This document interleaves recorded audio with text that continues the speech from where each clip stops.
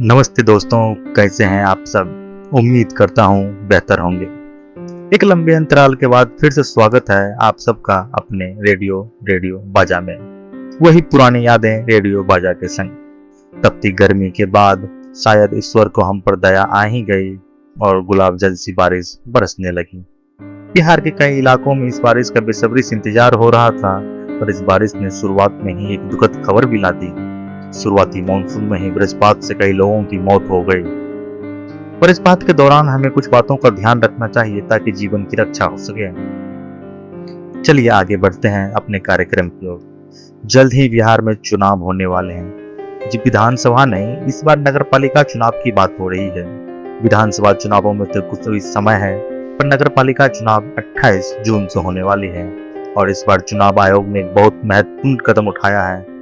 जब भी चुनाव होता है तो हमारे दिल में एक बात रह जाती है कि किसी कारणवश हम वोट डालने अपने घर नहीं जा पाते हैं और सही नेतृत्व की चुनाव नहीं हो पाती। हम सोचते रहते हैं काश यहीं से वोट डाल पाते। तो आपको बता दें कि जिस मोबाइल वोटिंग की आज तक केवल चर्चा होती थी, आज वो सच हो गई है। बिहार में ई वोटिंग की शुरुआत हो रही है इस नगर पालिका चुनाव से।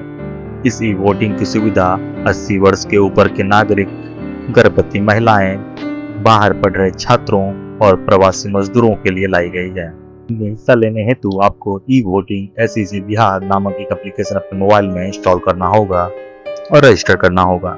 एक मोबाइल से अधिकतम 2 पंजीकरण हो सकते हैं।